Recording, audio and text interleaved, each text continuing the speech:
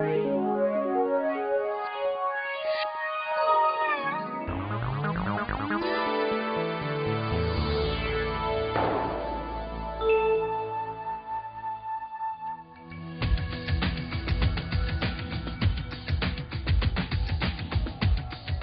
aula anterior, a professora Rose nos falou das diferentes funções da linguagem.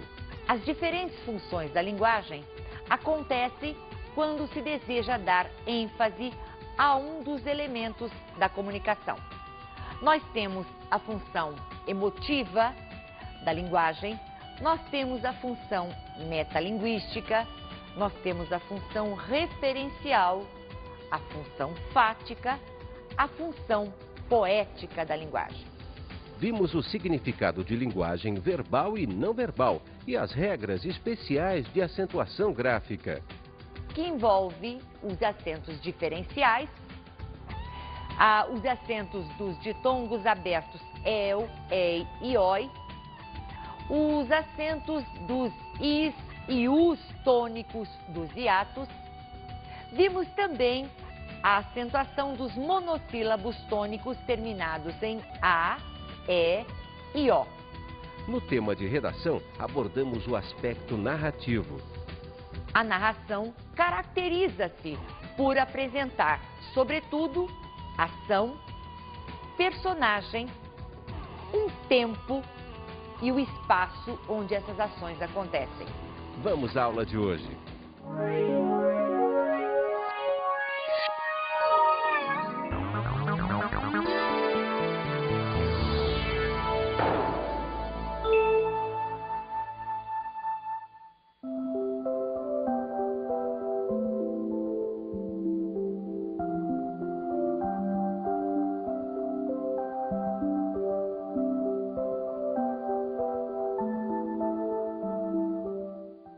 Olá, meus alunos. Estamos hoje nos encontrando para a 5ª aula de língua portuguesa. E vamos falar, nesta nossa aula, a respeito dos aspectos implícitos de cada texto. Vocês observaram no clipe de contextualização da nossa aula uma cena em que alguém chega a uma sala e manifesta uma sensação de frio. Bastou essa manifestação para que a outra pessoa se levantasse e fechasse as janelas. Ou seja, houve, através do gesto da personagem, uma sugestão implícita, não dita. Ou seja, a personagem não precisou se manifestar oralmente para dizer que estava com frio. O mesmo vai acontecer com os nossos textos. Ou seja, existem 2 aspectos implícitos em cada texto. A esses aspectos implícitos nós vamos chamar de pressupostos ou subentendidos. Os pressupostos são ideias que decorrem do sentido de determinadas palavras que aparecem no texto. Vamos observar aqui na lousa esse exemplo bem significativo. Com a reforma fiscal, até o grande empresário vai pagar imposto. Observem vocês que a colocação da expressão até pressupõe que antes da reforma fiscal, os grandes empresários não pagavam impostos. Outro aspecto implícito no texto são os subentendidos. Os subentendidos também são informações, mas cujo entendimento é de responsabilidade única do ouvinte ou do leitor. Nós vamos chamar um cartoon agora para que você observe estas informações subentendidas na ideia. Coisa sem educação. Jogaram lixo no chão. Quem? Eu? Serviu a carapuça? Como vocês podem observar, a insinuação feita pela personagem feminina deste cartoon cabe a um desses personagens, a uma dessas personagens que está envolvida nessa situação. Isso significa que a mensagem implícita ou subentendida no texto é de responsabilidade de quem ouve ou de quem lê. Agora nós vamos passar à segunda etapa da aula de hoje para falarmos a respeito de ortografia. Em língua portuguesa, existem inúmeros aspectos que devem ser observados em relação a este assunto. No entanto, nós vamos ver aqui os aspectos mais relevantes. Dentro dos aspectos ortográficos que merecem nossa consideração, são as palavras parônimas e homônimas. Vamos chamar uma tira para ver como é que isso acontece? Parece ser a Nina aprontando mais uma das suas. Observem o que ela está escrevendo na lousa. Esta turma é incipiente. Observem como ela grafa a palavra incipiente. Vamos continuar? Parece que a turma não gostou da brincadeira. Por que será? A Nina também parece estar aprontando mais uma das suas. Vamos ver a razão disso? Ah, corrigiu. Esta turma é incipiente, com C. Por que razão? Incipiente com S e incipiente com C é um caso de palavra parônima. As palavras parônimas são aquelas que têm a escrita e a pronúncia muito parecidas, como é o caso do exemplo que nós fornecemos na tirinha que vocês viram. Incipiente com S significa ignorante, significa, na linguagem até dos adolescentes, burro, não é? No sentido conotativo da palavra. O incipiente com C já significa iniciante. Como vocês puderam observar, apenas a troca de uma consoante muda totalmente a significação dessas duas palavras. Vamos dar para vocês mais dois exemplos de palavras parônimas. Observem, eminente e iminente. A diferença na escrita entre essas duas palavras se resume apenas na letra inicial, E e I.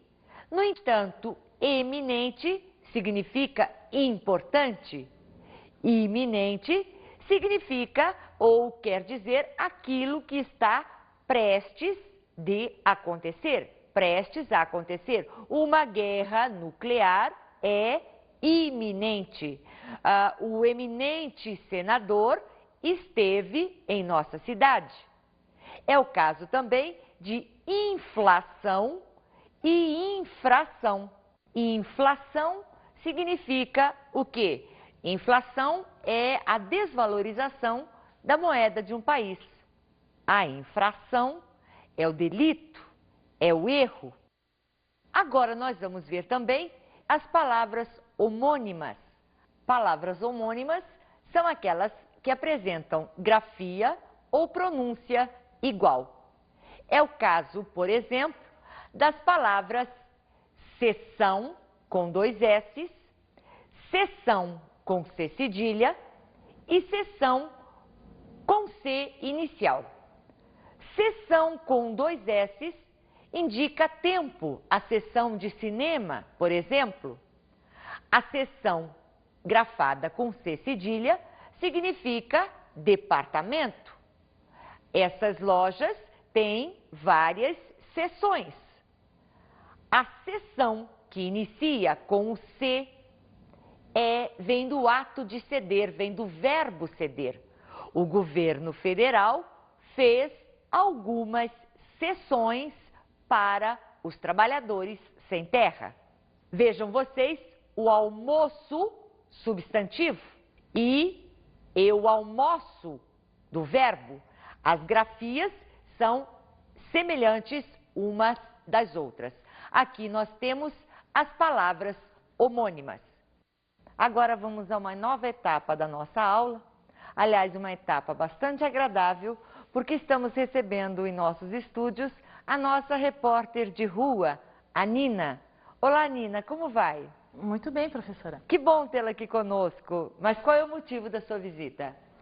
Bom, professora Rose, todos os dias quando nós estamos na rua fazendo as nossas enquetes, as nossas entrevistas, muitas pessoas trazem para nós as suas dúvidas a respeito das regras de ortografia. E hoje eu vim aqui na nossa aula, professora, para lhe fazer algumas perguntas com relação a este assunto. Claro, Nina, pode fazer. Vamos combinar. Você faz as perguntas, eu as vou anotando na lousa e vou respondendo assim conforme as dúvidas forem aparecendo. Tudo bem para você? Ótimo, professora. Então, tudo bem.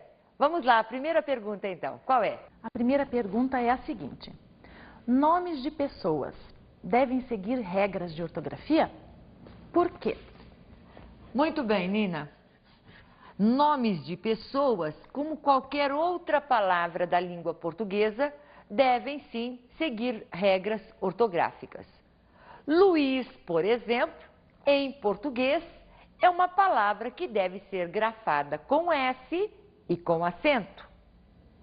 Mas se você me disser que conhece pessoas que se chamam Luiz, mas que foram registradas com a letra Z, essas pessoas devem ter o registro de seus nomes respeitados. Agora que vocês já sabem que Luiz é uma palavra que deve ser grafada com S e com acento, melhor observar esta regra. Outra coisa em relação aos nomes próprios, são determinadas letras empregadas na língua portuguesa que nós consideramos inadequadas. Por quê?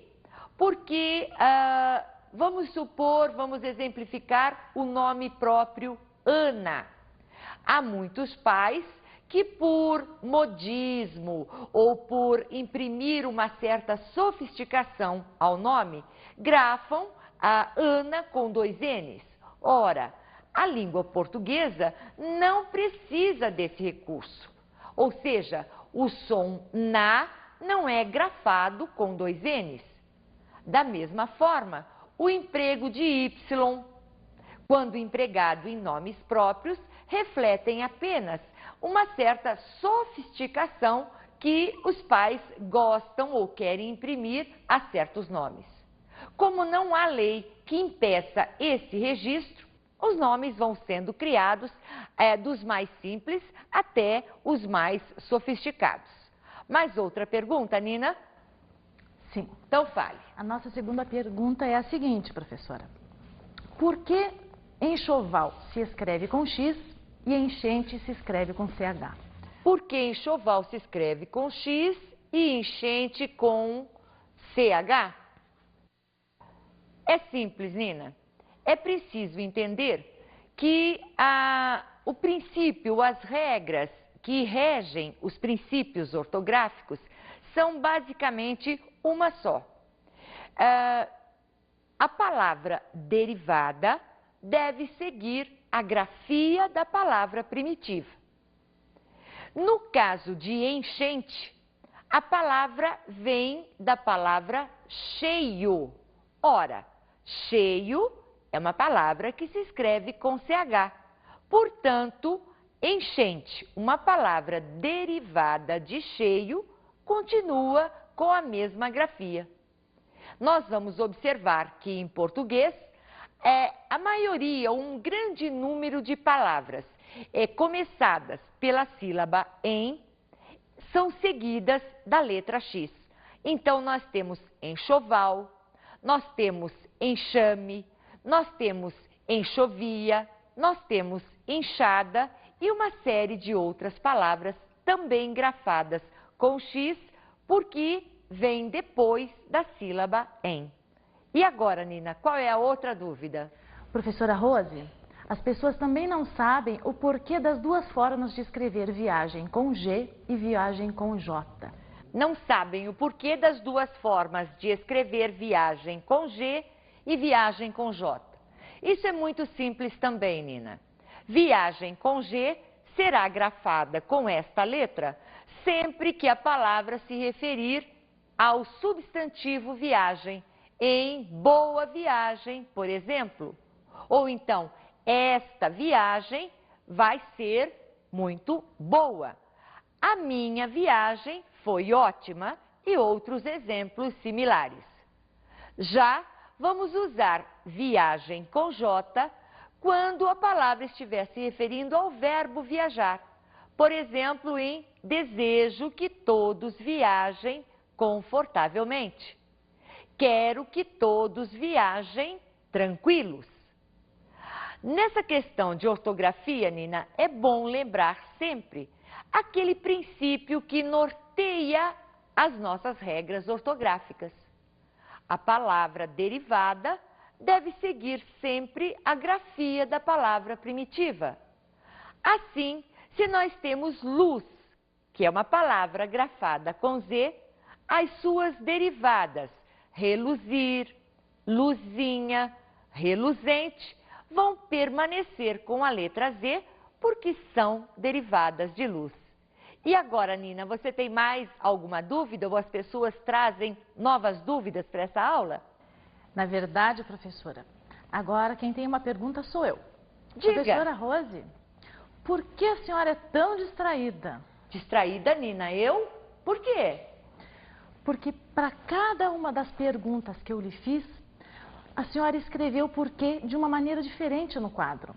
Verdade, Nina. Escrevi sim, mas não é por distração.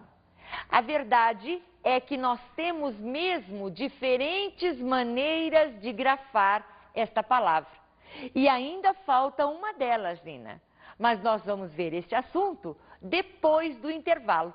Agora vamos para um descanso e voltamos já já.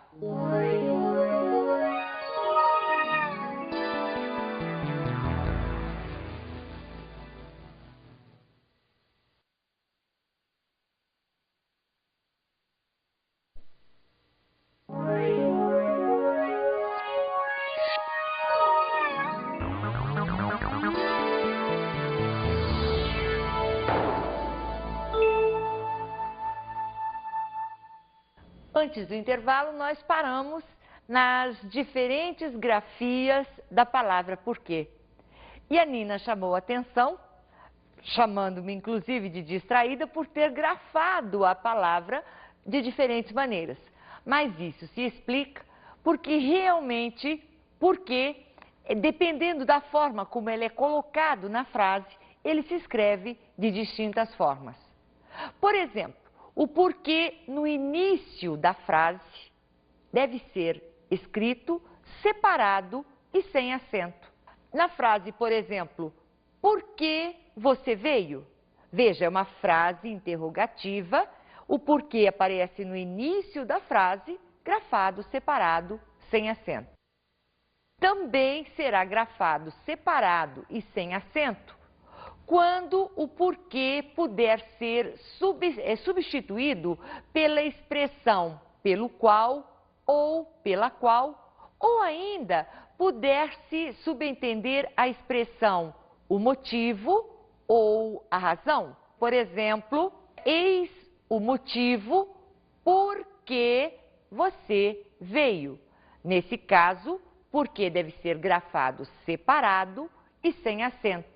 Porque eu posso subentender, eis a razão, ou posso ainda substituir o porquê pela expressão pelo qual ou pela qual. Eis o motivo pelo qual você veio. Então, o porquê grafado separado e sem acento, sempre quando começar uma pergunta ou quando puder ser substituído por pelo qual ou pela qual. A segunda grafia do porquê refere-se ou trata-se do porquê separado e com acento. Quando é que isto vai acontecer? Quando o porquê aparecer no final da pergunta, no final da frase interrogativa. Neste exemplo, você veio por quê? Vejam que o porquê aparecendo no final da pergunta deve-se colocar acento no E e separar a grafia. Agora, o porquê será escrito junto e sem acento quando ele for uma resposta. Eu vim porque tive necessidade.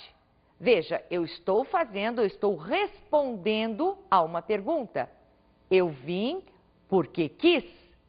O porquê, quando se referir a uma resposta, deve ser grafado junto e sem acento. Temos ainda uma quarta grafia do porquê, que é quando ele será grafado junto e com acento. Isto vai acontecer quando se tratar de um substantivo. Para o porquê se transformar num substantivo, ele deverá estar precedido de um elemento determinante, ou seja, de um artigo ou de um pronome. Por exemplo, não entendo muito este porquê. Não consigo entender o porquê de determinadas coisas. Sempre que a palavra porquê estiver precedida de um artigo ou de qualquer elemento determinante do substantivo, ele será grafado, então, junto e com acento. Agora, Nina, você ficou satisfeita com as respostas, Nina? Muito satisfeita, professora Rose. Foram muito esclarecedoras as respostas. Eu acho que foram sanadas as minhas dúvidas e as dúvidas dos nossos alunos. Então, Nina, volte sempre, traga sempre que possível dúvidas das pessoas que você entrevistar ou das pessoas com as quais você mantiver contato, porque isso deixa a nossa aula até mais dinâmica. Eu estou bastante feliz com a sua presença aqui hoje e volte sempre. Muito obrigada, então, professora Rose, e até a próxima oportunidade. Agora, então, vamos aproveitar a oportunidade para analisarmos o emprego do porquê naquelas perguntas que a Nina me chamou de distraída por escrevê-las ou por grafá-las de forma tão diferente. Vejam vocês, a primeira pergunta que ela me fez foi o seguinte: nome de pessoas devem seguir regras? Por quê? Observem o porquê aparecendo no final da pergunta, portanto, grafado separado e com acento. A outra pergunta da Nina foi o seguinte: por que enxoval se escreve com X e enchente com CH? Notem que temos aqui uma outra pergunta, um outro período interrogativo. O porquê aparecendo no início do período interrogativo deve ser grafado separado e sem acento. Agora vejam aqui o porquê aparecendo como um substantivo. Não sabem o porquê das duas formas de escrever viagem com G e viagem com J. Observem que aqui a palavra porquê transformou-se num substantivo pela presença deste elemento aqui que determina o substantivo, ou seja, o artigo o. Nesse caso, o porquê é escrito junto e com acento. Agora nós vamos passar para um novo assunto, para o último assunto da aula de hoje. Nós vamos falar nesse momento sobre a coesão e a coerência do texto. Nós vamos então chamar um clipe para contextualizar esta questão.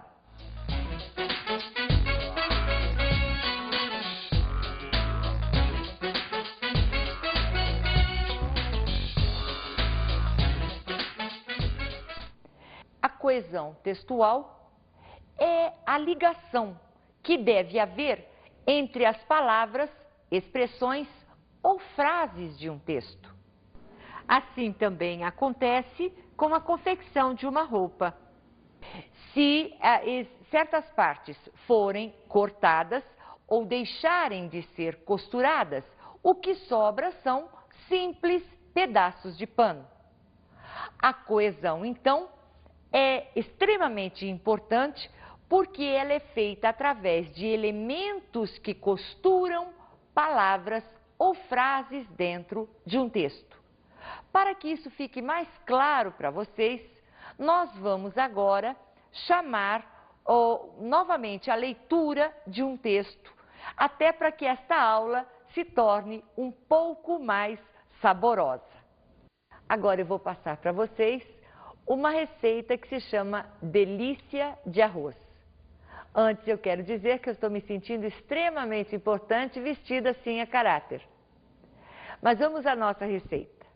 Ingredientes: 3 xícaras de arroz, 1 colher de sopa de manteiga, um frango, uma gema, uma cebola picada, 1 colher de sopa de molho inglês, 1 colher de sopa de farinha de trigo, 1 xícara de creme de leite, salsa picadinha. Modo de fazer: prepare o arroz branco bem soltinho. Em seguida, cozinhe o frango ao molho, temperando-o a gosto. Depois de pronto, retire os pedaços, desosse e desfie. Reserve. Quando o arroz estiver cozido, acrescente a gema, a manteiga e a salsa, misturando devagar esses ingredientes. Coloque numa forma de buraco e leve ao forno. Pegue o molho que sobrou do frango e junte a cebola, o molho inglês, a farinha de trigo e leve ao fogo para engrossar. Por fim, tire do fogo e acrescente o creme de leite. Vire o arroz, já assado, num prato adequado. Coloque o frango desfiado no meio e despeje por cima o molho. Este é um prato que deve ser servido quente. Um texto não pode ser um amontoado de palavras. Assim como a receita não pode ser um amontoado de ingredientes desordenados. A fim de que possamos entender os passos dessa receita e executá-la, o narrador vai amarrando as diferentes etapas para que possamos executar com perfeição esta receita. Vamos observar aqui quais essas etapas e quais esses elementos que o narrador utiliza para costurar essas palavras. Veja bem no modo de fazer. Prepare o arroz, aquele arroz mencionado nos ingredientes. O arroz branco, bem soltinho. Vejam aqui a expressão que ele utiliza para indicar-nos o passo que vem a seguir. Em seguida, cozinhe o frango, aquele mesmo frango, ao molho, temperando-o a gosto. Observe aqui a expressão que ele utiliza para costurar a nova etapa. Depois de pronto, retire os pedaços, desosse e desfie. Reserve. Reservar na receita significa deixar que essa mistura fique aguardando até o momento de ser utilizada.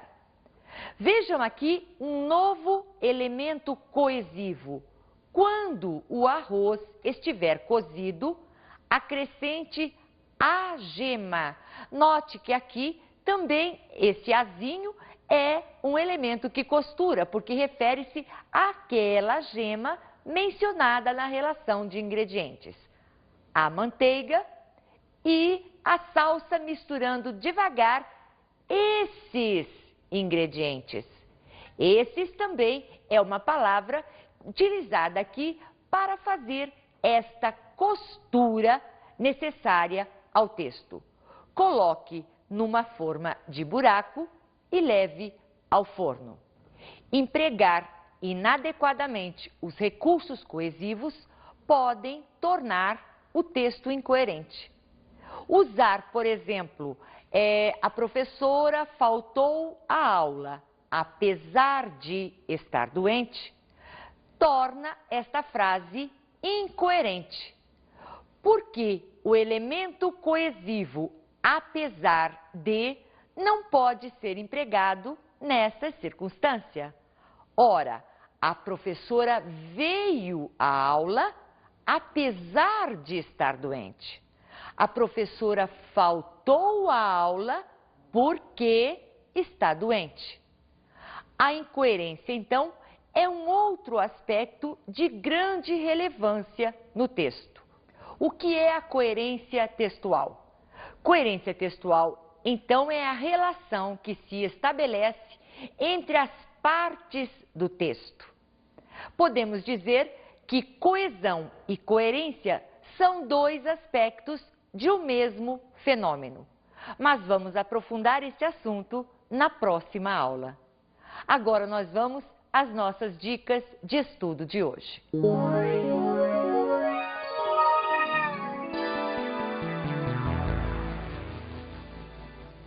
Vamos pedir para o estudo de hoje que vocês se organizem em duplas para que um dite para o outro frases em que as diferentes grafias do porquê possam ser empregadas. A segunda dica de estudo é a observação deste cartoon que aparece no seu vídeo. Ieda, descola um cafezinho pra gente? Para que vocês possam observar e extrair dele a mensagem implícita nesta imagem. Por hoje é só. Desejamos uma boa semana a todos e um abraço para vocês e até a próxima oportunidade.